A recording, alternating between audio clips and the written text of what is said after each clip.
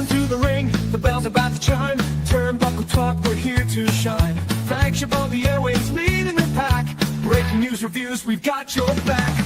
From the squared circle to the backstage news, we bring stories that you can't refuse. Turnbuckle Talk, the voice of the fight. Every slam, every suplex, every highlight. Tune in weekly, don't miss a beat. For the latest in wrestling, we bring the heat. From AEW to WWE, we cover it all from A to Z. Interviews, insights, and match reviews. If it's wrestling news, we got the clues. From the squared circle to the backstage news, we bring stories that you can't refuse. Turnbuckle Talk, the voice of the fight. Every slam, every suplex, every highlight. Tune in weekly, don't miss a beat. For the latest in wrestling, we bring the heat.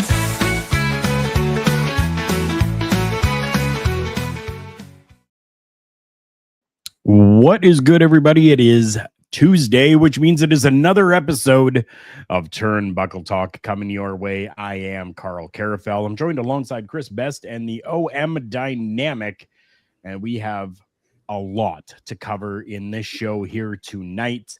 We're not going to do any pleasantries. We're just going to get right into things here tonight, guys, because, well, we have an hour. Yeah. We got a lot to cover. OM Dynamic, you brought this one forth here. I think that this is a good place to start because I think this is really good news for this company and their new partnership. Why don't you tell us about who TNA is partnered with? TNA has partnered with Tixar, which we are very familiar with Tixar as they handle a lot of festivals that we like to attend as well as other events. So this is for their live event ticket expansion. And it is a long-term partnership with Tixar as its official sponsor and ticket provider for upcoming live events. This partnership will kick off with 3 consecutive nights of live wrestling at Full Sail University in Orlando from November 13th to 15th, including Impact, which airs on TNA, a live episode, as well Turning Point on the TNA Plus app and TNA Impact TV tapings. Tixar is a leading global company in ticketing and live event commerce, powering over 700 live event brands every year across 60 countries and almost $2 billion in transactions. Yeah, they definitely are a powerhouse when it comes to the ticketing world. I much prefer using Tixar over Ticketmaster. You and I both have had some issues with Ticketmaster before in the past, Yep. But I've never had any issues with Tixar, which is very, very pleasing considering, well, now TNA is going to be partnering with them. I absolutely love this move for them, and I love that they're starting out so quickly, especially with these next events coming up here very shortly next month, all from Full Sail University. That's really, really cool. Mr. Best, what do you know about Tixar, and how do you feel about this partnership? I honestly know nothing about Tixar. Oh.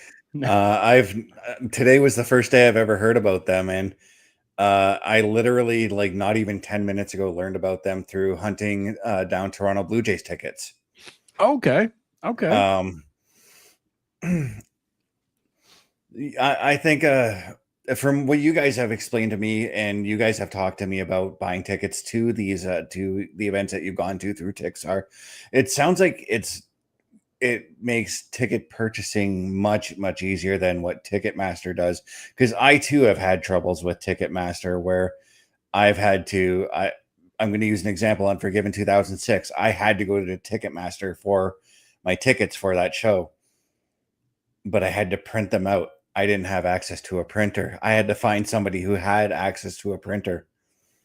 Gotcha. So I can print them out. It was a headache, but no, I'm happy about this. I'm happy that TNA is making all these different partnerships and expanding their reach, as it were, because as I'm seeing here, Tixar is one of the leading companies in ticketing and live event commerce, powering over 700 live entertainment brands across 60 countries, processing nearly $2 billion in just transactions alone. That's an annual transaction. Right. Or not annual. That's probably like every day, pretty much.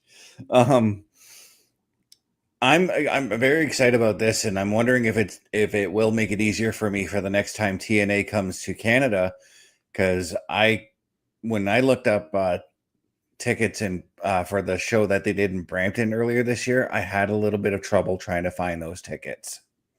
Right. Gotcha. Tixar does make it easy as well. Like, I actually have an account with Tixar, as they are where we get our tickets to go to Upheaval every July. Mm-hmm. And you don't lose that account unless. So it can sit dormant until I need it again. So it's very, very easy. And they offer rewards. So if you want to promote Tixar, they offer deals and packages and discounts as well. Well, there we go, Tixar. That's what we're doing right now. Help a brother out next time TNA comes to Canada and in the area. That would be amazing. Yes, please. But amazing I'm glad, story. Yeah, I was gonna say I'm glad with them announcing the dates too in November, because we were looking at the TNA schedule off stream about a week or so ago, and we noticed that there weren't any events running in December. So these are probably those events that they're going to be running here. So right, makes total sense. I mean, especially for a company not to give information about tickets or about where they're going to be for that reason, right? They're transitioning from where they were before to this new organization. It just makes perfect sense. Absolutely amazing story to start out with. I'm very, very happy about that. Glorious. I mean, that's about all that I can really say about that, is that this is going to be an absolute banger of a partnership for TNA and for the wrestling community that likes to go and watch and purchase tickets for those events. We'll come to a little bit of sad news that Mr. Best, you had brought to us,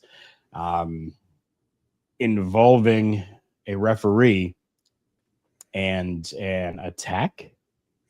Yeah, this one kind of came out of nowhere because I'm very familiar with this referee's work. Marigold referee Katsumi Sasazaki was tragically killed this week after a suspected bear attack. The referee had worked for All Japan Women 01 and Marigold and had gone missing earlier this week. His body was found near a hotel in Kitakami in the and I'm probably going to butcher this one, in the Iwate prefecture. The Asahi Shimbun reports that his body was discovered on Friday near a hot spring inn where Sasazaki worked while he was cleaning an outdoor bath the day prior. The police were contacted after he went missing, and a search party of 30 people began. The next day, his body was found about 50 meters away from the inn. It is the second bear attack and fatality in the area this month, with officials unsure if it was the same bear.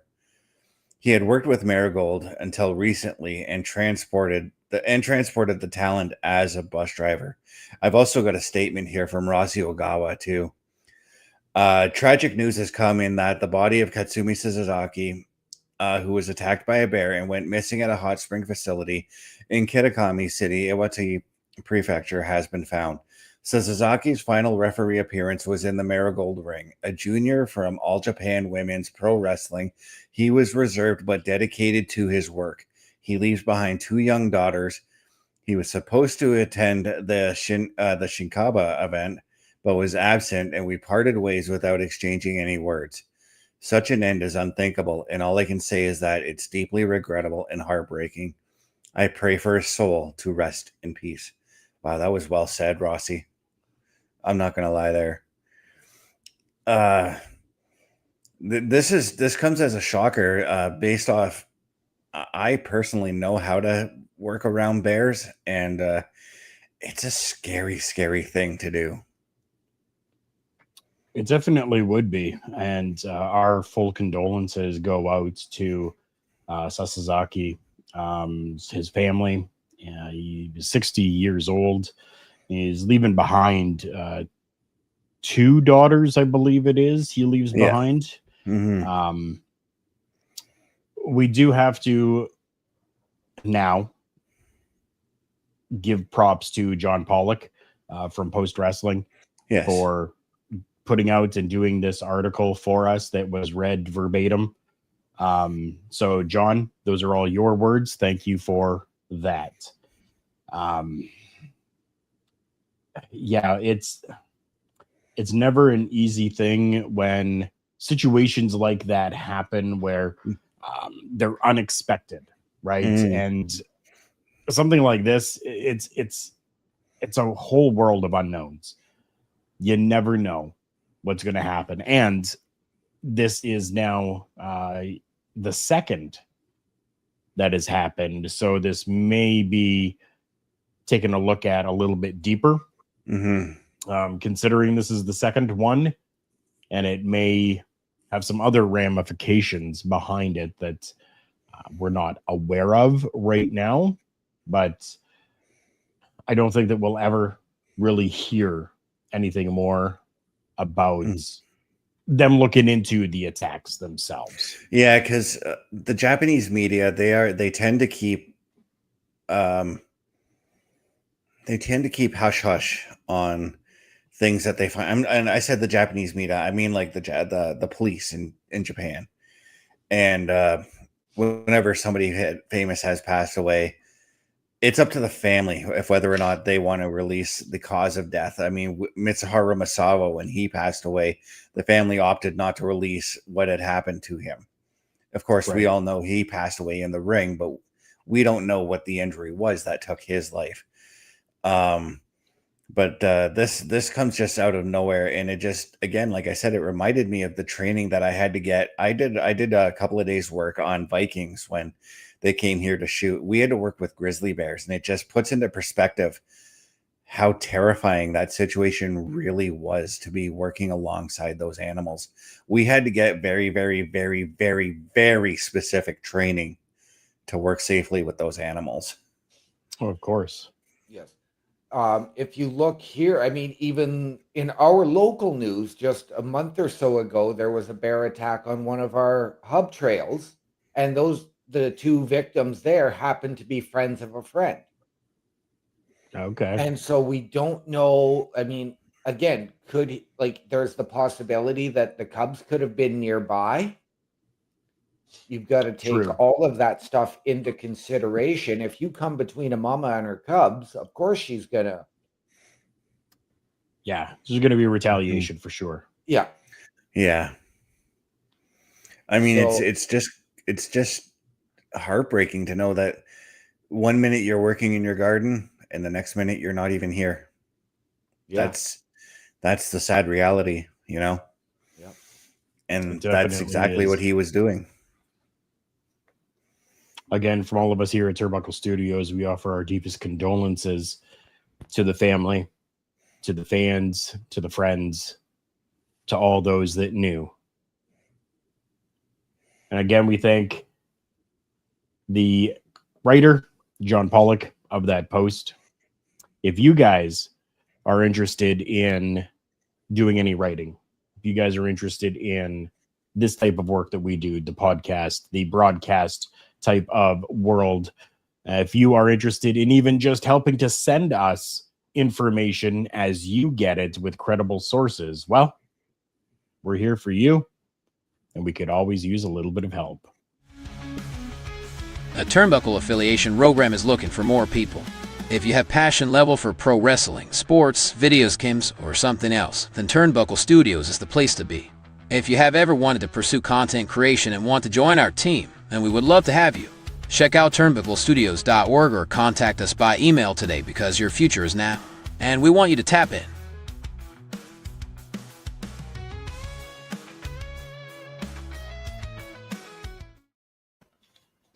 And the easiest way for you to do that is to click on that QR code that's up on the screen there for you.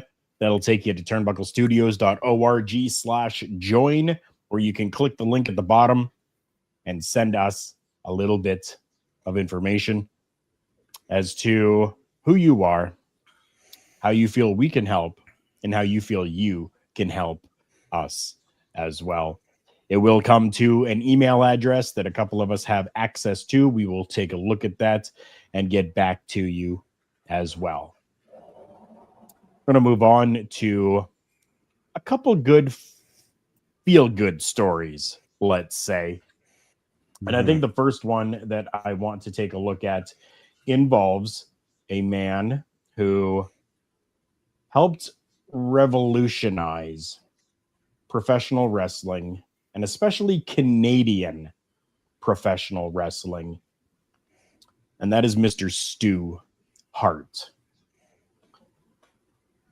So over the last week, the Stu Hart Memorial Bridge was named. Mr. Bret Hart has been quoted as saying, "When I think of the award or the honor of a bridge being named after my father, when I think of my dad, I think of someone that's very strong, solid, sturdy as a rock." Very, very, very true and amazingly fitting words. Says in a lot of ways, it's very symbolic for my father to be honored with a bridge, because he was a bridge in many ways to so many people and so many things, from wrestling to just his roots in Canada and his special pride with his wrestling product. Bret Hart said that beautifully. From his heart, you could tell that that was from his heart, that he, no pun intended, okay, he genuinely felt all of that.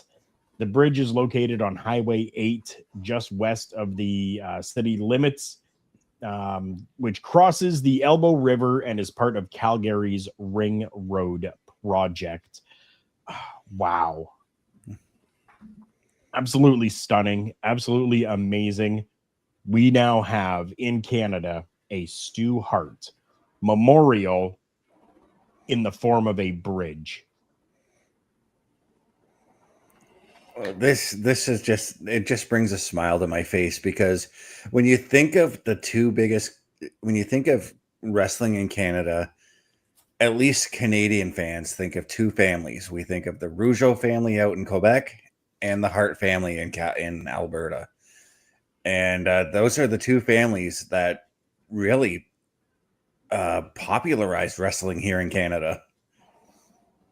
And to see, I'm looking at the image of Bret Hart as he's giving that speech, and you can just tell that he is just filled with emotion as he's saying what he's saying there. And it's about time, is all I gotta say. Other than just having the Hart House as a museum, it's about time we've got something else for Stu Hart there. Absolutely. Stu Hart is to Canadian wrestling what Walter Gretzky was to hockey in terms of who he produced, who he trained, who he brought up. And I mean, let's not, it's not just the dungeon, but there was Stampede Wrestling. Right. And, again, the names that he's trained, not counting his own family, are countless. Countless. So, Stu Hart, congratulations. I am thrilled for you. And thank you for everything you've meant to Canadian wrestling. Very much so. There is always something beautiful about when a memorial can happen in that such a way. Not always does it need to be this big bronze statue in the center of town square, but to have something as beautiful as just a bridge. And as Brett said, he bridged a lot for a lot and for a lot of people as well. He was that bridge between Stampede Wrestling, and Titan Towers back then, right? Yeah. Really allowing for a lot to transition and make their way over. And I'm glad you brought that up because he was that bridge when Stampede Wrestling was about to close its doors. How many of those guys, because of Stu Hart, went to Vince McMahon in the WWF? Bad News Brown, who was wrestling as Bad News Allen there, Jim Neidhart, Bret Hart. The list goes on and on. There was a pile of wrestlers that came from Stampede to the WWF in the mid 80s because of what Stu Hart had done for them. Yeah.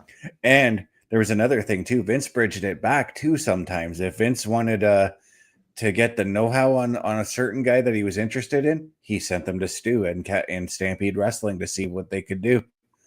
Right. Just like that Memorial Bridge, it goes both ways. 1000%. We do have another, for myself at least, feel-good story that I think is absolutely amazing, where we have a contract renewal, I guess we could say, for another 2 years. We have a contract extension. That's the better word for it. It's going to take this person in through late 2027. And that is one Miss Lillian Garcia. She had signed back with the WWE about a year ago and has taken a 2-year extension. Beautiful for Lillian, a beautiful woman, an amazing voice on her, whether she is speaking, whether she is singing, because yes, if you are not aware, Lillian Garcia sings as well. So yeah, great for Lillian. Very happy for her to get another 2 years. And only because maybe it's selfish of me, but I enjoy listening to her when she's in the ring. Me too. Like when I pointed it out, hey, she's doing announcing on Raw last night, it brought a smile to my face, not gonna lie. Not knocking Alicia Taylor and her work or anything, because I think she's great too. But I want to see Lillian Garcia come back at WrestleMania and sing my most favorite version of America the Beautiful, and it is sung by Lillian Garcia. Yes. Right. I have had the opportunity to hear Lillian sing America the Beautiful as well as the Star Spangled Banner. And the voice she carries and the way she resonates throughout the arena, throughout the stadium, it is absolutely incredible. Yeah. Her charisma, her just the way she carries herself, that quiet confidence. Yeah, what makes me more excited is the fact that we know she's her primary work for ring announcing is Saturday night's main event. It makes me more excited to know that she's going to be doing that. She's also been doing the Worlds Collide events, I believe. Yes. And I'm just stoked to hear more of her voice.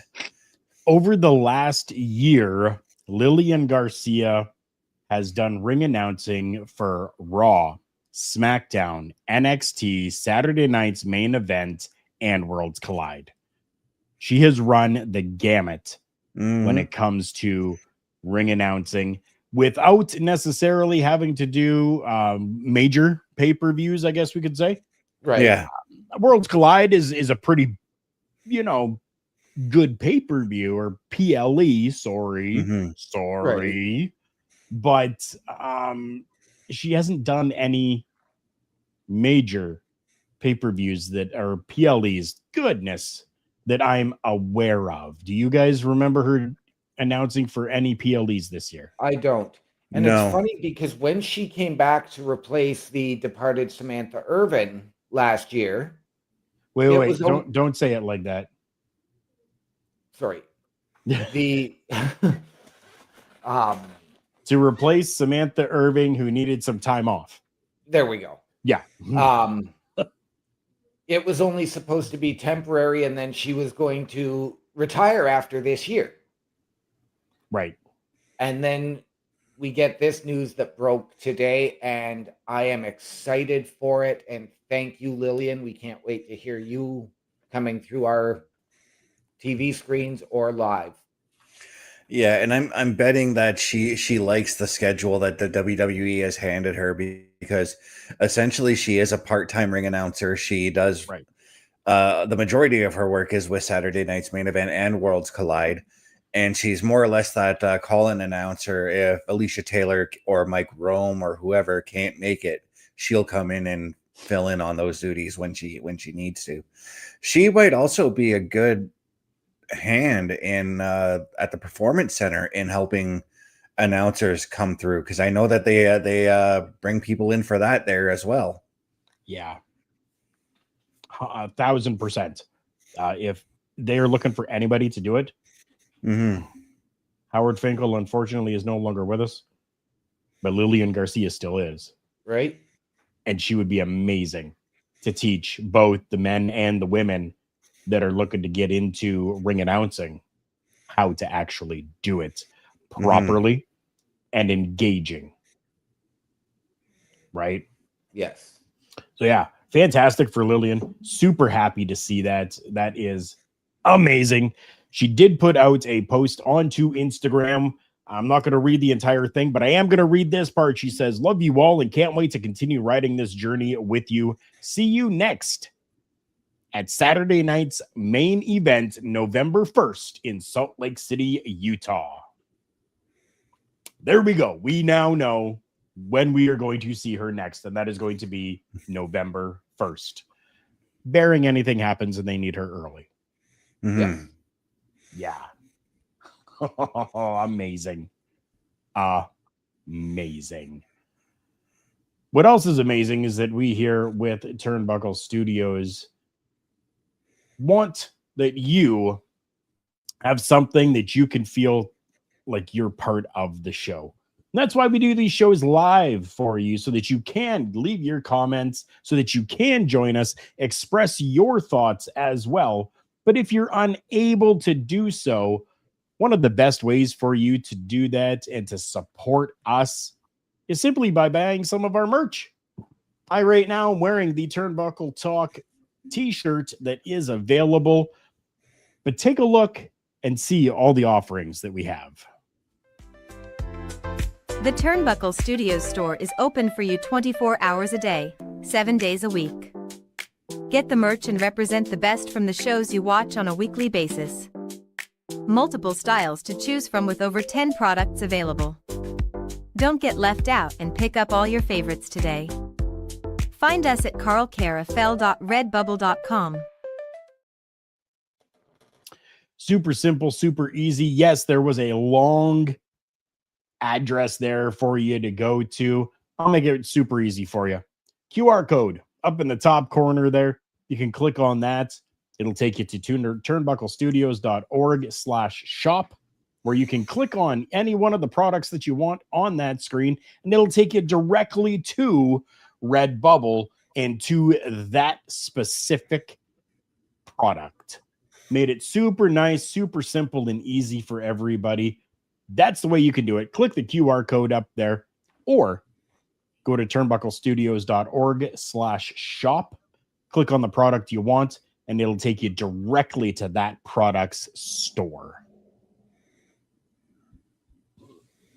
We do have a few more stories to get through here tonight. We're going to talk about these next two. One is going to be a little bit somber for us before we get to our showstopper. Now, I don't want to go into the somber story just yet, but I do want to talk about something that's maybe a little troubling.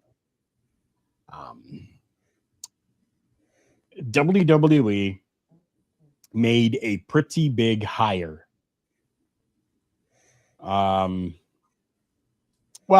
according to some, WWE has decided to hire its first AI employee. Now, what does that mean? Who could tell me what that means?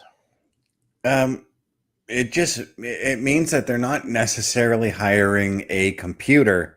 to run creative operations, or what they did do is hire a man who's going to be focusing on integrating AI into WWE storytelling.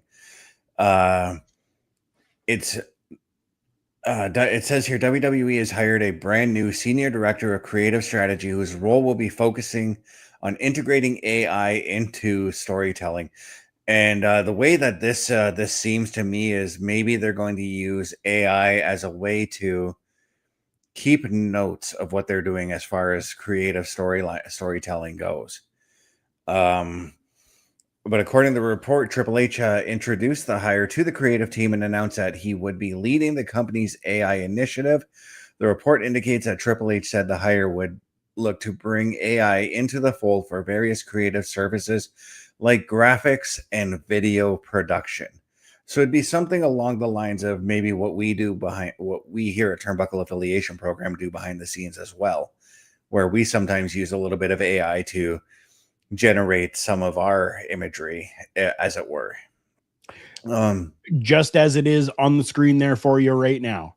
Mm-hmm. That book, exactly. That book there, that's AI generated. Thank you, Canva. I subscribed to Canva, and I was able to use their AI feature to create that for me. So there we go. Even us here are using it. But what's bothering me is how people are misreading what Triple H has done here. And they're saying that AI has been hired to write the stories for the WWE. That is not the case at all. Right. And we know that recently they were reshuffling the SmackDown creative team with Brian Armstrong, Road Dogg, still as the head of the SmackDown creative team. But they are bringing this in, not necessarily to write the storylines, but to aid. And I like how Mr. Best put it, maybe keep notes on stuff like that for the storylines. I've seen memes out there of, oh, this is the first AI storyline, and it's something that is completely out of left field, that has no bearing on anybody in WWE at this point. Mm-hmm. So, like, what is the point in this? Like, when you don't understand something, ask. Yeah. As opposed to just making an assumption. It's Very like I much always so. say, Google is your best friend. Do your research. Read the article. Don't read the headline. And unfortunately, that's what a lot of people do, is they just read the headline, right? Yeah. Now, you both have mentioned that it's not there to necessarily write the storylines. Mm-hmm. And to that end, I say, yet. Yeah. Yet. But I do say it. It might turn into that. But as of right now, that's not what it is. Yeah, it is a good tool, though, to use. And I'm just going to, someone I know personally uses AI to do storytelling for his Dungeons and Dragons stuff. Now, he makes notes for things so that he can keep up on continuity. So that if he forgot something that happens in his story, he'd be like, could this character do this? But then the AI would be like, well, then it would interfere when this character did this. So it doesn't make sense. That's where I think AI could come into play if they do the storytelling thing. Very possible. I like the idea, but again, as somebody who has run promotions before, I don't know that I would necessarily need that to rely on continuity for things. No. When you have your people and you know the stories that they're in already, well, I already know that, if I've got these two guys working over here and I pull this guy to do something, that I can't have that interfere here because he needs to be with someone else in a storyline, right? Yeah. Now I get the WWE is a lot bigger than anything that I've ever run. So, yeah. And to be fair, and in my personal experience with writing stories as well, I mean, you guys know I did a little bit of filmmaking in my lifetime.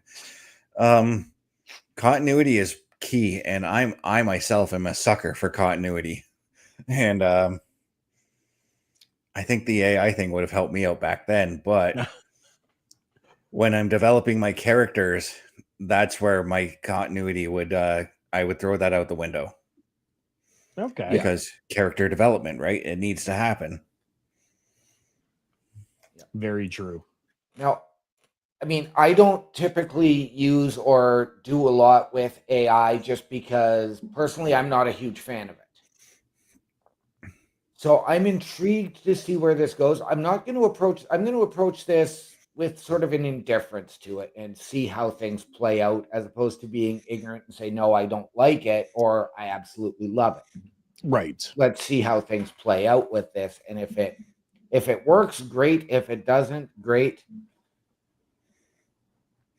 Yeah. It'd be just like when WWE tried AR technology, and ultimately it didn't really work out for them. Right. Yeah, very true. Very true. It'll be interesting, though, over the next little while to see kind of what happens and what develops from the use of the artificial intelligence to integrate into the world of professional wrestling. It's a huge step, to be honest. One that really has not been ventured into by large conglomerates.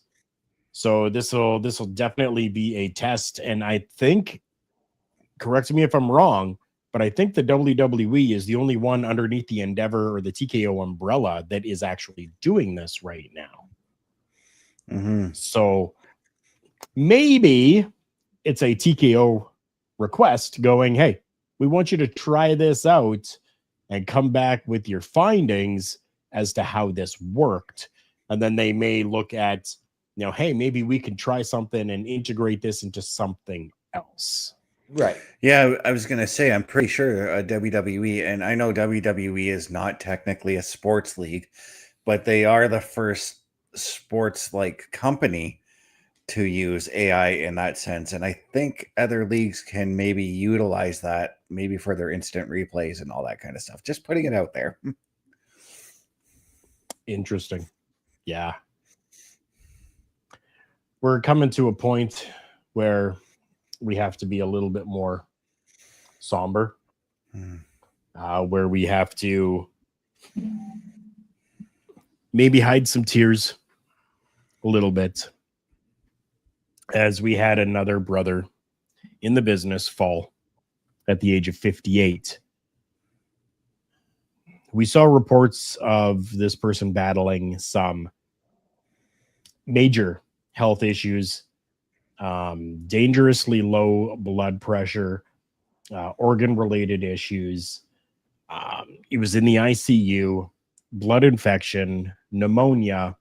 A lot of different things were going on.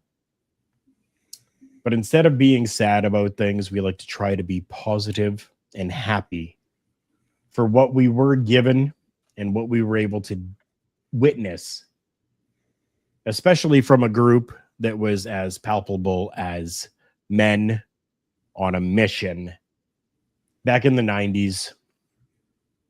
Now we have lost Sir Mo, Bobby Horne, the one that's closest to us on the screen here.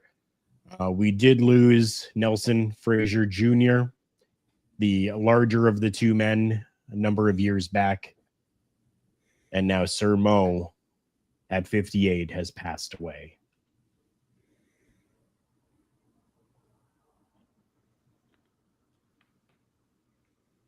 This is devastating to the world of pro wrestling. Again, another man who had so much more to give, not necessarily in the ring, but his knowledge, his experience to the up-and-comers. I would have loved to see him get a crack at going into the Performance Center to speak with the recruits. Maybe have him make an appearance on a show like LFG. He was a guy in a tag team that really became manager type as well as a singles athlete. And we didn't see much of him after Men on a Mission was disbanded and initially, I want to say, released. He sort of kept quiet, kept to himself, and I don't know how much he was involved in the business anymore after his, I guess, retirement. He was booked left, right, and center after he left the Yeah. WWE. The Indies were he was traveling everywhere in the Indies after he left. He was working right up until last year, if I'm not mistaken. Correct. Yeah. But the one takeaway I always will have with Mo is his promos as a heel when he was Sir Mo under King Mabel. The way he promoted King Mabel made me feel like King Mabel could have been a legitimate threat to Diesel's WWF Championship at the time. Very much so. Yeah. And the other takeaway I'll always have is whenever they came to the ring as Men on a Mission with Oscar rapping, just how hype he got the crowd going. Right. Oscar did through his rap, got hyped up that crowd. But I mean, like both men, like just coming out and just waving and just doing their thing. Yeah. All three men, I should say. Yep. And the match at WrestleMania 10, when everybody thought that they won the tag team titles, when they really won by count out, everybody was it just showed just how hyped they were, because as we're looking in the ring here, this isn't a WrestleMania 10 picture, but they're celebrating with the tag titles. And that's what they did at WrestleMania 10. And I feel like that was the experiment that Vince was trying to pull to maybe see if maybe putting the tag titles on them was a smart move. And they did get the tag titles. They won in Europe and held them for a couple of days, if I'm not mistaken. Yes. Before losing them back to the Quebecers. Right. One of perhaps the biggest moment I remember personally from Men on a Mission as a tag team was celebrating with the Smoking Guns. When the Guns had beaten them for the tag team titles, they were shaking hands, the sign of respect, and then it was that turn, and then they turned on Oscar. Right. But for me, that was really the dissolution of it as Men on a Mission, and it became about Mabel as the star and Mo as his manager. The heat they got when they beat up Oscar was unreal. Because Oscar is very well beloved both in and out of the ring. I've heard nothing but good stories about him. As same goes for Mo, same goes for Mabel. All three of them were very well loved. Oh, very much so. All three of them were, and that's kind of what makes it a little more difficult when we have to bring these news stories, right? If it was just somebody who was a jerk and didn't care about the fans, didn't care about the business anymore or anything like that, it's still sad, but it's not as sad, I guess you could say. And it sounds very bad to say something like that, but for somebody who still loved the business and was loved deeply by the fans, it's just that much more difficult when we have to break this news. I actually do have a very funny memory of Mo. The 1995 Royal Rumble, when he came running in, King Kong Bundy, he was working somebody, I think it was like Shawn Michaels, and Bundy was bent over. You see Mo come running into the ring, one side in, the other side out, just in and out over the top rope. And it was just, Mo's reaction to that was just funny as hell. Oh, of course it would be. Of course it would be. And I mean, sometimes you gotta break that character, right? Sometimes you have to be. You have to sometimes. Like you gotta let the emotions go. And I think that's exactly what happened here when it comes to that situation. At least, I think that's fantastic. We do have a lot of programming that happens here with Turnbuckle Studios.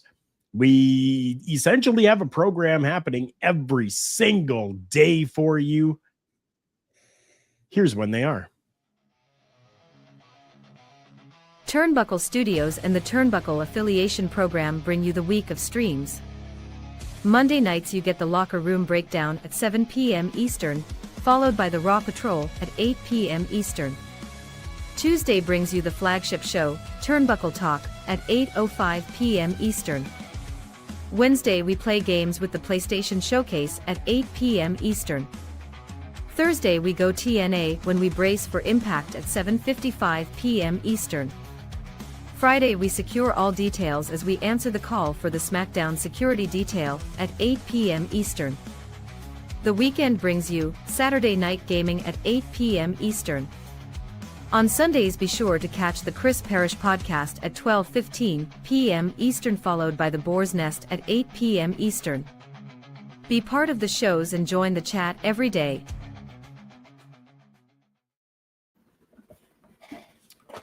And to find all of that information as well, you can check us out at turnbucklestudios.org. Hola, Mr. Chris Parrish. Thank you very much for coming in. Before we get on to our Showstopper segment of the evening, I do want to make known that there is a fund that is out there where they're trying to collect money for funeral costs for Sir Mo. Down at the bottom of the screen is the link. It has been there all show.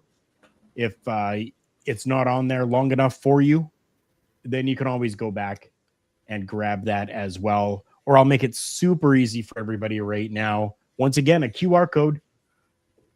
I checked it out. It's working. You can scan that QR code with your phone. Just open up your camera app and it will give you a link to click on. When you click on that link, it will take you to the spot fund that is available and out there for Sir Mo and for the funeral costs. I'm going to continue to keep the ticker down at the bottom for everybody for the remainder of the show. We've now made our way to our final segment, our Showstopper segment. On his feet. Oh my God in heaven. And this one is pretty big, considering this man has now apparently taken another booking after being released from the WWE, made his way back to AEW, and is now apparently taken a booking with another company, all while still within an apparent no-compete clause. Yes, we are talking Andrade. Big Time Wrestling and AEW. And Big Time Wrestling actually put out there that, yes, he will be competing in a matchup. That absolutely astounds me right now, that with everything that's gone on, that that is even thinking about accepting a booking somewhere. And this is going to be a matchup. You're going to go head to head with Donovan Dijak. Guys, I don't know what to think about this. Saturday, November 1st is when this is. And Andrade's making his apparent BTW or Big Time Wrestling debut. But we know that there has been ramifications that are coming forth in regards to this no compete clause. Do you guys have any other information on that right now? No, just that I know that WWE may be pursuing legal action against Andrade for taking these actions, and that they did send a cease and desist to AEW regarding bringing Andrade on their screen. So I'm a little bit confused as to why he took this Big Time Wrestling booking.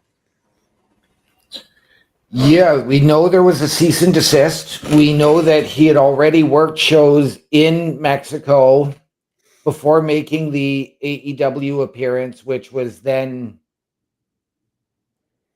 that's when the cease and desist order came out. And I don't know if Andrade fully understood after he was let go that there was a no compete in place for that first time, or if he He's just been chose to released ignore it. before, so how would he not know? Right, but this time it was a full-on release, and maybe he wasn't given the information. We know that he promptly jumped ship right away.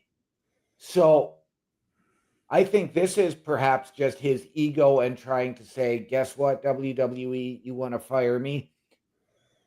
Then I'm going to do what I want to do. But then you know who's at fault here for not looking at that? It's Andrade's fault for one thing. But in AEW's case, it's totally Tony Khan's fault too for believing him.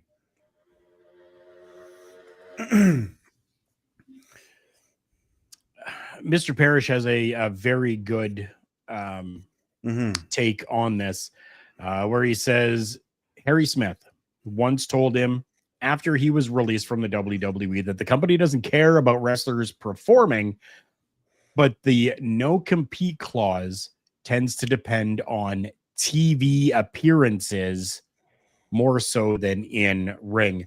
So, okay, so that maybe lends to the big time wrestling, where he's able to kind of go and do that, because big time wrestling is not on our television screens each and every week like AEW is. There is a standard 90-day no compete clause within the WWE if you are on Raw, SmackDown.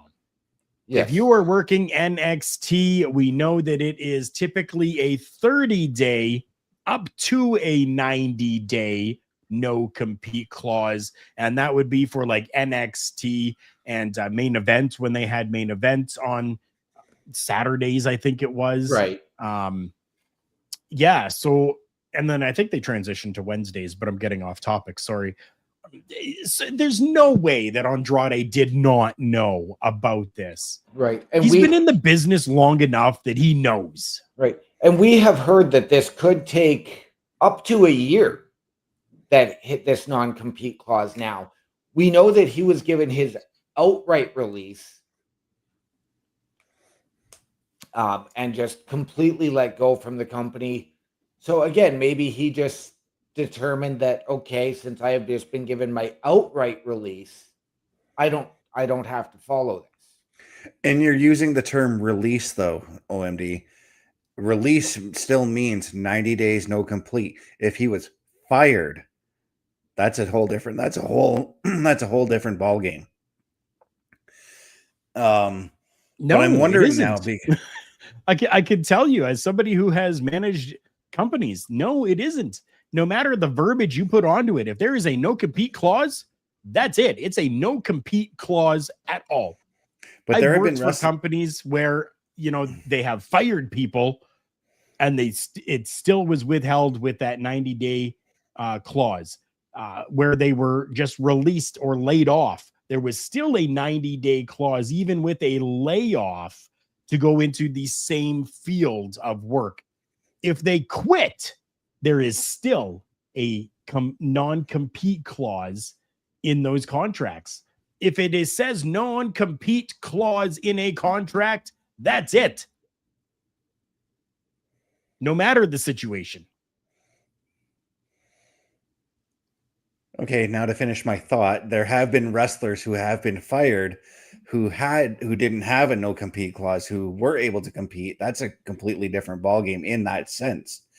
But I'm wondering now, because I'm looking on YouTube here and I see Big Time Wrestling listed as a YouTube channel. They have events that they posted there. So I'm wondering if that's going to be the same thing for non-compete clauses on TV as well. I wonder if YouTube and streaming platforms fall under that now. You would think they have to, because it is still being broadcast in some way, shape, or form. But they're not paid to do that. They're not on a network to do that. So if it's just a YouTube, we're a YouTube show. Right. It's just a YouTube show. Either way, Andrade could have some legal ramifications behind this. There is a 90-day non-compete window for main roster talent. There could even be up to 1 year, as was suggested here as well. And that 1 year could be because of a breach of contract. Mm-hmm. Yeah. Right? So I mean, I think the people at fault here would be Andrade, his agent, and even, like I said, to a degree, Tony Khan could very well be at fault here too for not even questioning the contract, but just taking him in, and I guess maybe by his word and bringing him on to TV. It's really bad. It's a really bad situation in my eyes. And at this point, AEW has not publicly spoken about this at all. And that's why I was going to say, and kudos to AEW in that situation. Because they are not trying to go public. They don't want to make a public spectacle and have a legal battle play out in the media between themselves and WWE over this. Right. We're going to continue to follow this story for sure. And if you want to follow any of the hosts of the shows, you can click the QR code. It'll take you to turnbucklestudios.org/hosts, where you can click on the picture of the person you want to follow or stalk, whatever, and it'll take you to their place on the internet. We are available at turnbucklestudios.org. That is where you can find everything having to do with Turnbuckle Studios. Thank you, everyone, for joining us here today. Remember, we do have that spot fund link scrolling across the bottom there. So if you feel so inclined to help out with funeral costs for Sir Mo, then please go ahead. Every little donation definitely helps. Remember, everyone, the world's a scary place. Take care of each other.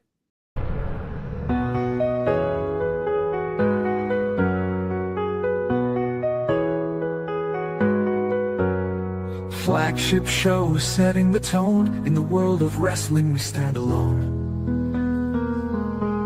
With news and reviews, we lead the way.